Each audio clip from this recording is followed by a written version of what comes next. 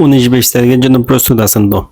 একই দিনে 2টা কনসুলেট সেবা দিবে, একটা রিয়াদ অঞ্চলে, একটা জেদ্দা অঞ্চলে। তো যারা ই পাসপোর্ট করবেন অথবা অন্যান্য আউটপাসের সেবা নেবেন তারা কিন্তু এই 2টা ডেট কাজে লাগাইতে পারেন। রিয়াদ অঞ্চলে কনসুলেট সেবা দিবে তাবাজ্জল আল জাউফ এরিয়াতে, যেটা ঘোষণা হয়েছে আপনার এই সপ্তাহ থেকে, অর্থাৎ 19-20 জুন থেকে কিন্তু রিয়াদ অঞ্চলে সফর শুরু হইতেছে। পরবর্তীতে একটানা কিন্তু চলতেই থাকবে, আমরা আপডেট দেব। তো এই সপ্তাহ অর্থাৎ 19-20 জুন 2026 প্রথম সপ্তাহতেই রিয়াদ অঞ্চলে তাবাজ্জল আল জাউফে আসবে এবং জেদ্দা অঞ্চল থেকে অর্থাৎ জেদ্দা কনসুলেট টিম যাবে তাবুকে।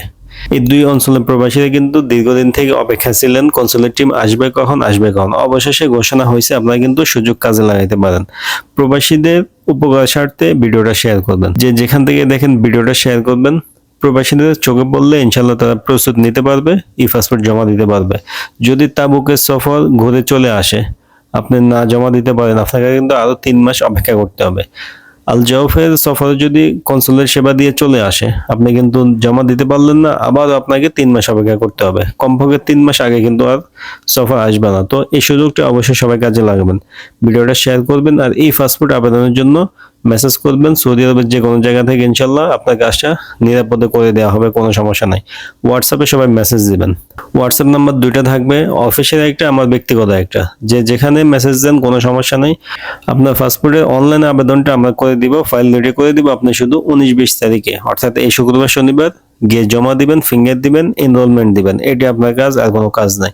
আশা করতেছি অনেক মানুষের হেল্প হবে, বিশেষ করে তাবুকে কিন্তু দীর্ঘদিন সফর নাই, এ কারণে মানুষ অপেক্ষায় আছে কবে জমা দিবে। এত দূর থেকে জেদ্দাও আসতে পারে না, জমাও দিতে পারে না। এই সফর যেন মিস না হয়। সবাই অবশ্যই যেই দেখেন ভিডিও, আশেপাশে সবাইকে বলবেন যে পাসপোর্টের লোক আসতেছে, আপনারা দিবেন কিনা। আর ঠিকানাটা আমি ডিসক্রিপশনে লিখে দিব। ঠিকানা আপনার ওখান থেকে নিয়ে গুগলে সার্চ দিয়ে চলে যাবেন। ঠিকানা অনেকে জানতে চান, ঠিকানাটা সেখান থেকে জেনে নেবেন, কোনো সমস্যা নাই। আর ওই এলাকাতে গেলে তখন কিন্তু অনেক মানুষ দেখবেন, অথবা কাউকে বললেই তারও দেখা যায় যে কোথায় বসতেছে। আমরা যেহেতু তাবুকে নাই বা আল জাউফে নাই, একদম এক্সাক্ট ঠিকানাটা আপনাকে দিতে পারি না, কিন্তু ওই এলাকার ঠিকানা, কাছাকাছি ঠিকানা দিতে পারবো, কোনো সমস্যা নেই।